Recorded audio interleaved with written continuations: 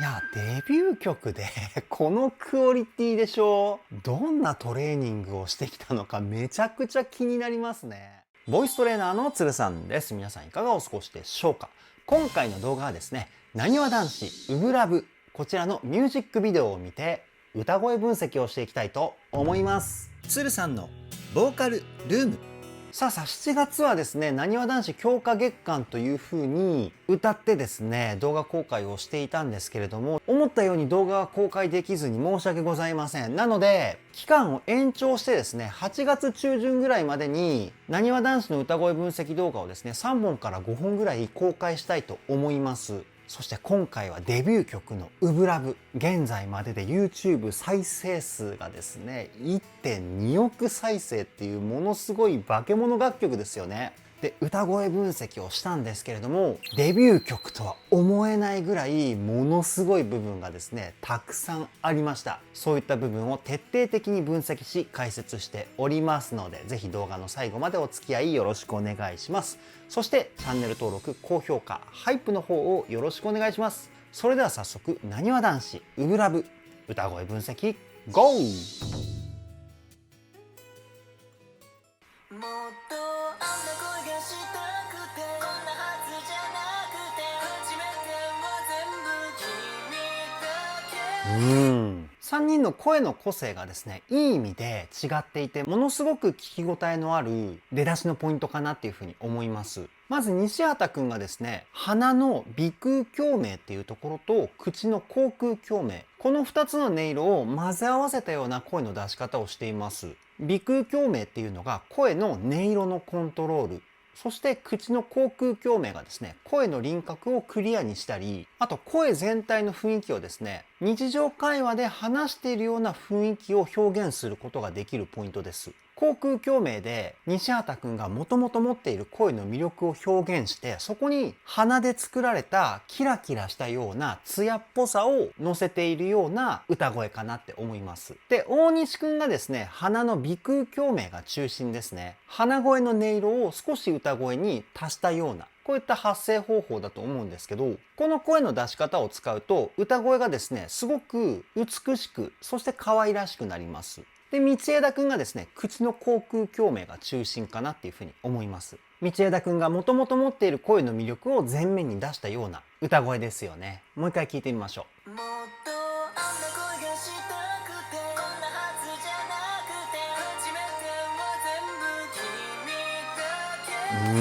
シャボン玉が飛んでいるところもすごくいいですよね。めちゃくちゃキラキラした感じがして。おい、いいね。一歩ずつ叶えようの後にすぐメロディーが来るのかと思ったら、一旦ここで溜めて、マイファーストラバーに突入するっていう、この流れたまらないですね。で、今のポイントなんですけど、ハーモニーがものすごく分厚いですよね。力強いハーモニーっていうか。これはですね、下ハモリって言われるハモリパターンです。メインメロディーに対して下の音域でハモリパートが存在する。こういったハーモニーの作り方なんですけど、このパターンのハモリはですね、先ほど言ったように力強さ、パワー感を感じることのできる音色になるんですよね。もう一回聞いてみましょう。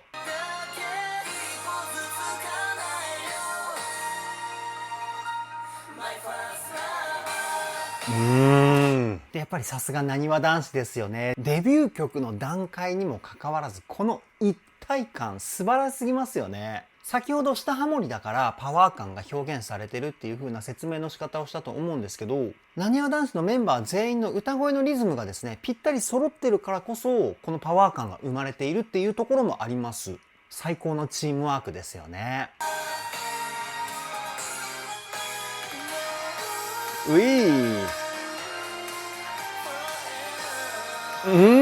やっぱりデビュー曲の段階から大橋くんはこういったフェイクパート担当なんですね。地声から裏声の移り変わりがものすごく綺麗でしたよね。どうやったら大橋くんみたいに地声と裏声の切り替わりを滑らかに歌うことができるかっていうと、声を出す方向、ここがポイントになってきます。地声を出す声の方向のイメージと裏声を出す声の方向のイメージ、ここを一緒にしてあげるんですよね。そうすると地声と裏声のこの境目の部分がですね、綺麗に連結されます。プラスこの大橋くんの美しい歌声はですね、鼻の鼻腔共鳴、こちらが中心になってますね。もう一回聞いてみましょう。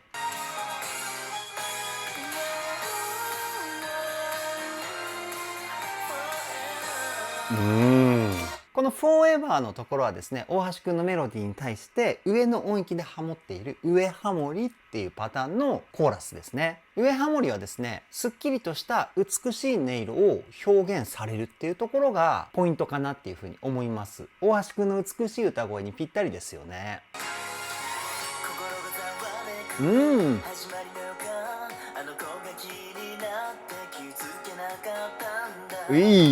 ここで西畑くんまた声の出し方を変えています。どう変えたかっていうと、先ほど説明した鼻腔共鳴、こちらはキープされているんですけど、口腔共鳴の音色をですね、少し減らして肺の中の空間、胸腔共鳴、こちらの音色を多く歌声に乗せています。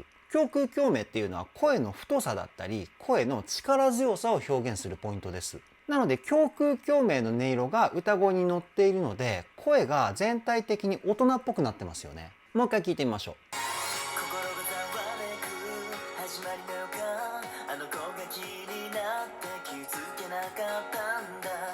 心がざわめくみたいな、こういった音色でしたよね。胸腔共鳴で大人っぽい声を作って、それを鼻に入れることによって全体的に甘い雰囲気を表現してるんですよね。すごくいい声。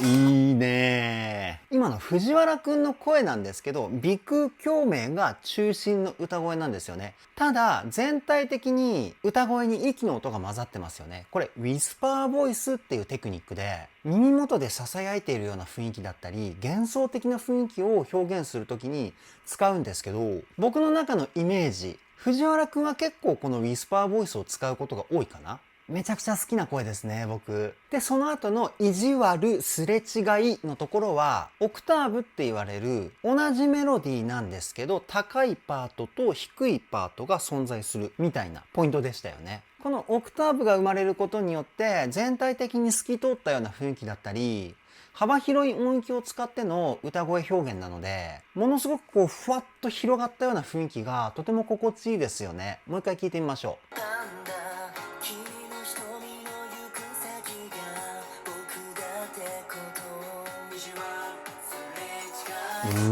で、藤原くん今 MV でものすごい素敵な笑顔で歌っていたじゃないですか。多分レコーディングも同じ表情で歌ったんじゃないかなっていうふうに思います。歌声の雰囲気が全体的にすごく明るい感じですよね。で、顔の表情って歌声にものすごく影響を与えるんですよね。口角を上げて歌うとすごく声に明るい音色が乗るんですよ。多分藤原くんのこの明るい声は表情で作ったものじゃないかなっていうふうに推測します。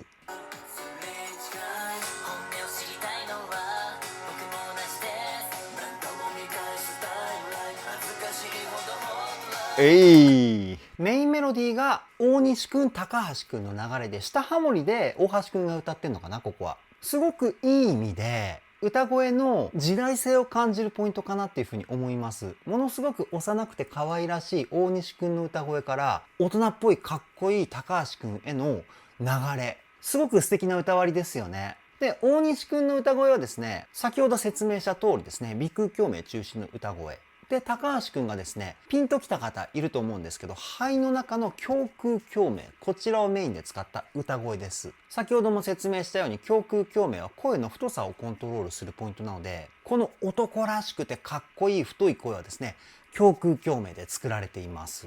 もう一回聞いてみましょう。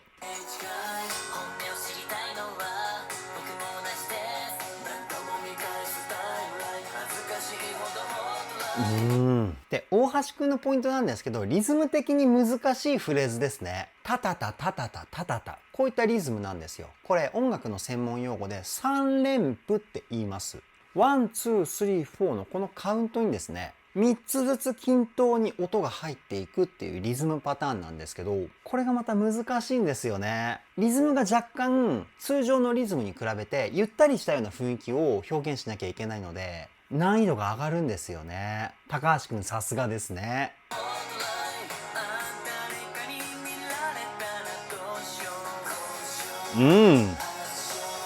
かっこいいね。ここの長尾くんの声はですね、口の中の口腔共鳴が中心なんですよね。ただ最近のなにわ男子の楽曲で分析した長尾くんの声はですね、鼻の鼻腔共鳴が中心だったんですよ。だからデビュー当時と現在の歌声で進化を感じますよね。相当歌熱心に練習してるんじゃないかなっていうふうに思います。もう一回聞いてみましょう。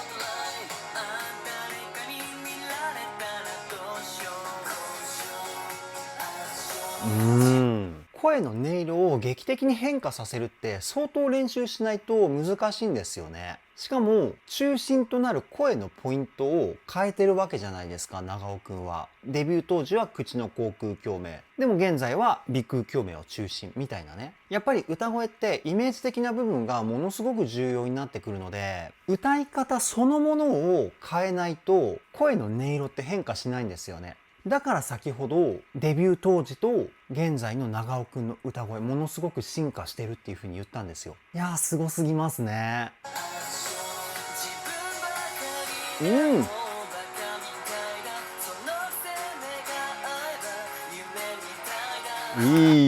で、ここの道枝くんの声はですね、口腔共鳴が中心なんですけど、少しだけ胸腔共鳴の音色もプラスしています。で、音域が高くなっているのに、この声の出し方ってものすごいことなんですよね。高い声っていうのは鼻の鼻腔共鳴を中心にした方が出しやすいんですよ。だから多くの歌い手は高音域は鼻腔共鳴を中心にするんですけど、ただ道枝くんはそれをしていない。これがどれだけ難易度が高いか。ただ道枝くんみたいな声の出し方のメリットもものすごくて、高音域での歌声のパワー感、ここがですね、素晴らしいことになるんですよね。実際今の道枝くんの歌声もすごく力強くてかっこよかったじゃないですか。これは鼻腔共鳴を使っていないからこそ表現されるかっこよさです。もう一回聞いてみましょ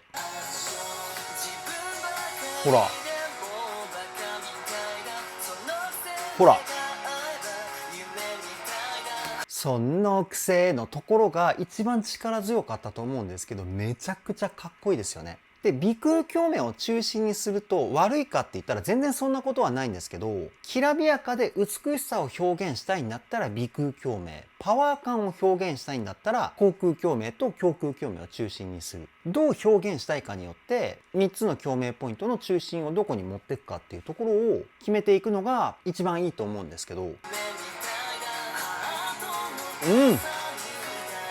かわいい。で、先ほどの高音域のお話、大橋くんはですね、鼻腔共鳴が中心なんですよね。なので高音域なんですけど、パワー感を表現するっていうよりも美しさが前面に出てるじゃないですか。こういった違いが生まれてきます。プラス大橋くんはですね、このぐらいの音域になってくるとミックスボイスって言われる地声と裏声の中間の歌声で表現することが多いんですよね。今の声もミックスボイスです。だからこのリラックスしたような雰囲気を表現できるんですよ。ミックスボイスって声を出してる感じは裏声に近いからね。で、その後の可愛らしい大西くんの歌声、最高の流れですね。もう一回聞いてみましょう。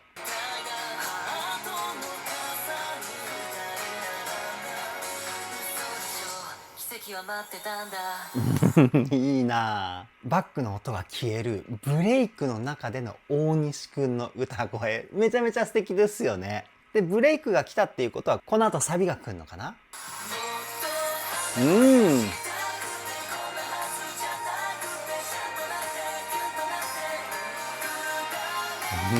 可愛いですね。可愛らしいのに力強い。やっぱりね、ここがなにわ男子のデビュー当時から変わっていない最大の魅力かなっていうふうに僕は思います。もうどんどん引き込まれちゃいますもんね。そして衣装もピンク色で可愛いですよね。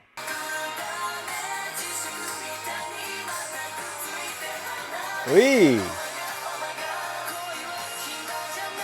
今の道枝くんの声がすごいですね。その直前までは全員で歌っていたので、歌のパワー感がものすごいじゃないですか。で、最後の部分は道枝くんのソロになるんですけど、ソロになったにもかかわらず、歌声のパワー感で負けていないんですよね。これがすごい。やっぱり高音域でも、鼻腔共鳴をほとんど使わず、胸腔共鳴と口腔共鳴の音色を中心にしてるからこそできる歌声かなって思います。もう一回聞いてみましょう。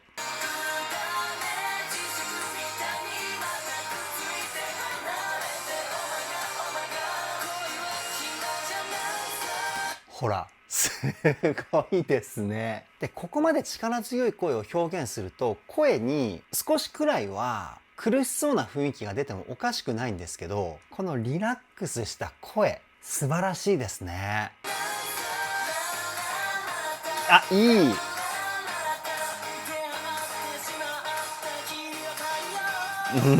こういうルンルンポイント僕ね、すごい好きですね。で、大橋くんの歌声もめちゃくちゃキラキラしてるしね。もう一回聞いてみましょう。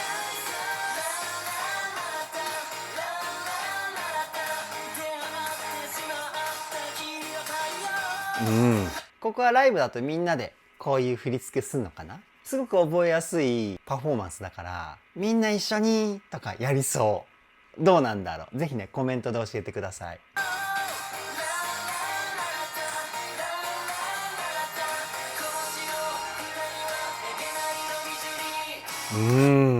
サビの終わりもね、スパッと切れるような感じで、ものすごくメリハリがはっきりしたサビかなっていうふうに思います。すごく心が躍るような感じがたまらないですね。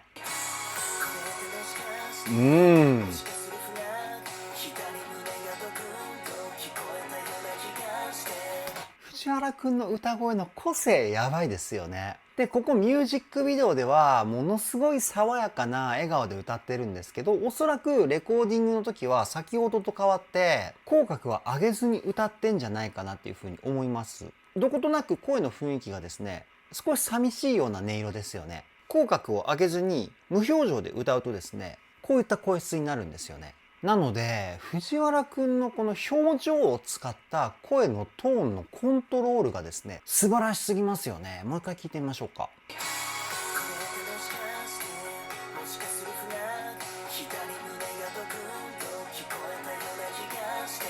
すごくいい声。本当に素晴らしいですね。で、この部分はですね、音域が低音域になったっていうのもあるんですけど、鼻腔共鳴が中心、ここはね、変わってないんですよ。ただ、ほんの少しだけ胸腔共鳴の音色も混ざってるんですよね。これ声の自然な流れなんですよ。音域が低くなればなるほど胸腔共鳴の音色が目立ってきますし、高い声になればなるほど鼻腔共鳴の音色が目立ってくる。なので藤原くんはですね、音域によって声の自然な雰囲気をですね、そのまま歌声で表現していると思います。この声の自然な雰囲気をですね、歌声で表現しているからこそ生まれるこの歌声を聞いてホッとするっていう感情なんですよね。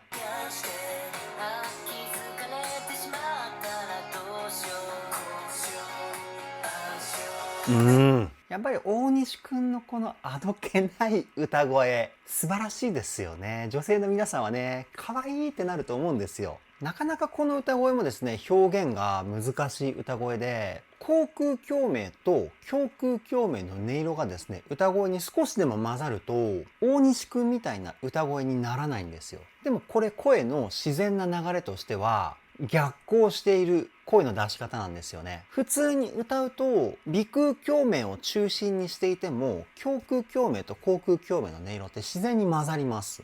でも大西くんの歌声ってほぼ鼻腔共鳴なんですよね。じゃないとこの可愛らしい歌声って表現できないです。もう一回聞いてみましょう。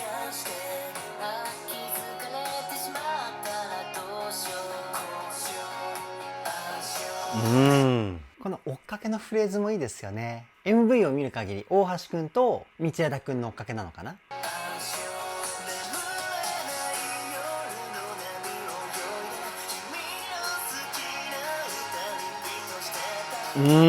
今の西畑くんの声もめちゃくちゃかっこいい歌声でしたよね。胸腔共鳴の音色がメインなんですよ。先ほど道枝くんの時に説明した声の出し方にすごく近いような発声方法です。ただ道枝くんと少し違うのは西畑くんの場合はですね、口腔共鳴ではなく、鼻腔共鳴の音色も使っているっていうところかな。なので、西畑くんの歌声は、力強さもあり、声に艶っぽさもあり、こんな感じですよね。もう一回聞いてみましょう。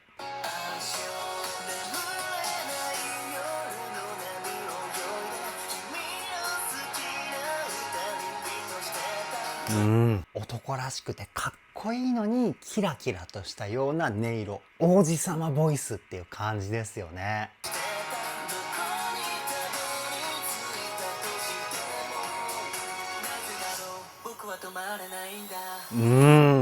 このサビ前の畳みかけていくような歌割りが最高にかっこいいですよね。高橋くんがメインメロディーの上ハモリで大橋くんなのかな、ここは。で、その後のブレイクのところは長尾くんっていう流れね。歌割りも楽曲のアレンジも最高ですね。もう一回聴いてみましょう。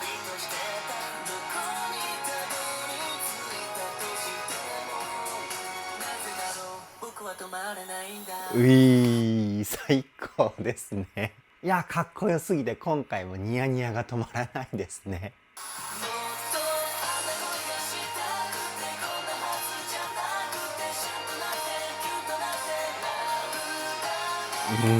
で、サビのメロディーがまたキャッチーですごくいいですよね。リズムの躍動感もものすごいし、気持ちがウキウキしてくるっていうかね、そういう雰囲気ありますよね。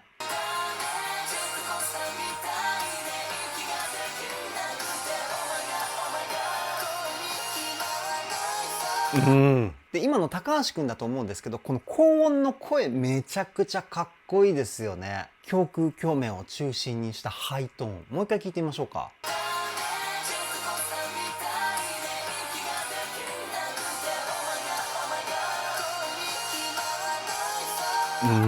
これもまた難しい声の出し方ですよね。胸腔共鳴を中心にして鼻腔共鳴は使わないハイトーンの出し方っていうね。どうやって出してるのか。僕はね、高い声は鼻腔共鳴中心にしがちなんですよね。てか僕の場合は低音域でも鼻腔共鳴中心で歌ったりするんですけど、だから高い声を胸腔共鳴中心で歌うっていう発想が僕の中には生まれないんですよね。難しいから。いや、これを機に高橋くんと道枝くんみたいな鼻腔共鳴を使わない高い声の出し方も練習してみようかななんてね、思っちゃいました。多分明日から練習すると思います。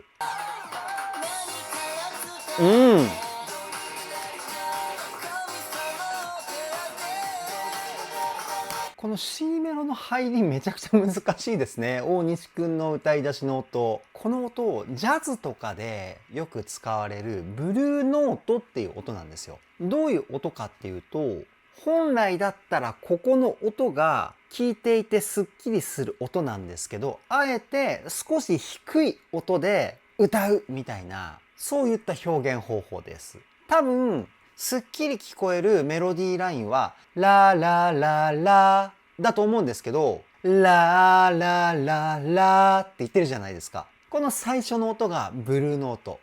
すごくおしゃれな雰囲気がしてかっこいいんですけど、音程がね、めちゃくちゃ難しいんですよね。もう一回聞いてみましょうか。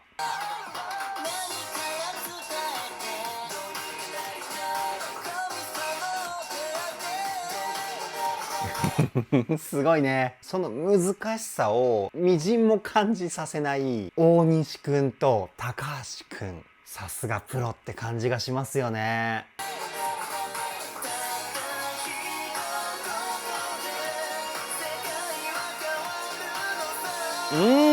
この西畑くんの声すごいね。なんかミュージカル歌手みたいな声の出し方かなっていうふうに思います。どういう声の出し方かっていうと、胸腔共鳴の音色が中心なんですけど、喉の奥をですね、広げるんですよね。少しあくびの状態の喉をですね、キープして歌ってるというか、その体の使い方をすることによって、声もめちゃくちゃ響くようになりますし、声量もですね、ものすごく出るんですよ。その結果、歌声のパワーがえぐいことになってます。もう一回聞いてみましょう。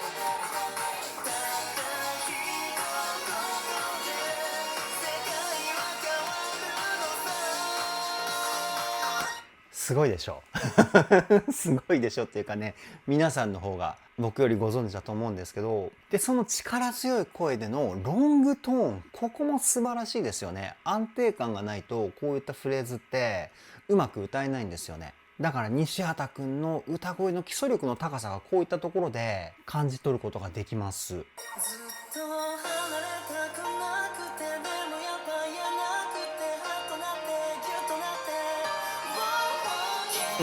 て、落ちサビで大橋くんのこの優しい歌声たまんないですね。で、音域が高いにもかかわらずこの柔らかい声を表現する素晴らしいテクニックですよね。これもですね、ミックスボイスです。裏声と地声の中間の声なんですけど、やや比重は裏声の方に向いてるかな。なので、地声っぽい張り感を感じれるんですけど、この柔らかい雰囲気は裏声成分なんですよね。もう一回聞いてみましょう。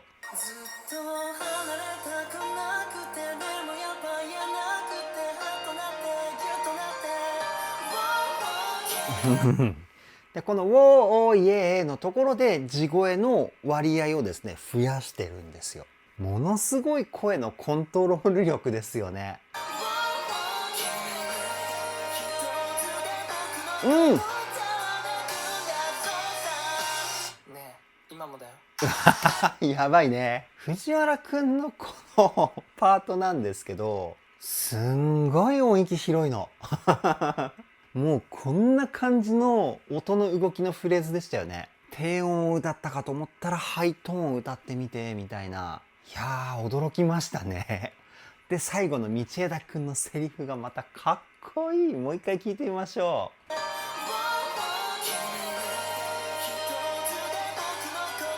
ほら、やば。ねえ、今もだよ。かっこいい。藤原くんのこれがあって勢いもものすごいじゃないですか。どんどん歌声の力強さでこう前に押し出していくというか。で最高潮に到達した瞬間のブレイクで道枝くんのイケメンゼリフ。完璧な流れですね。今もだよ。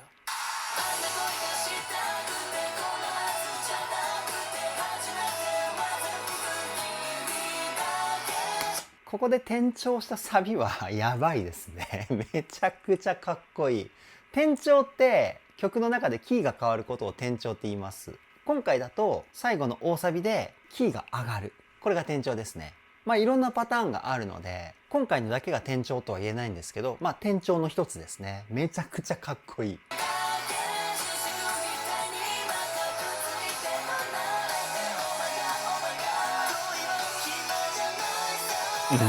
ここでも西畑くんの歌声のパワーやばいですね。さっきの道枝くんのところの歌声のパワー感もすごかったですけど、今のポイントの西畑くんの歌声のパワーもですね、全員で歌ってるところと遜色ないぐらいの力強さ感じますよね。いや、デビュー曲でこのクオリティでしょ。どんなトレーニングをしてきたのかめちゃくちゃ気になりますね。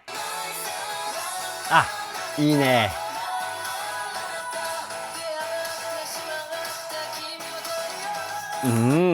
ここ好きです僕このね振り付けも可愛いしメロディーもめちゃくちゃキャッチーだしね。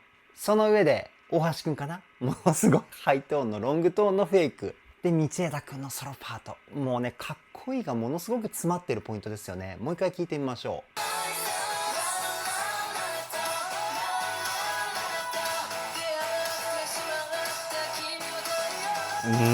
最高ですねエンディングでこれはやばいね。ライブの最後とかにウブラブが来たらもう感動して泣いちゃうかもしれない。それぐらい大好きなポイントです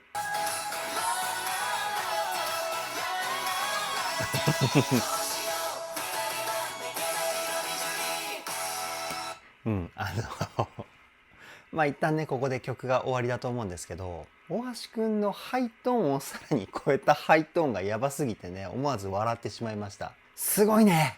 もう一回聞いてみましょ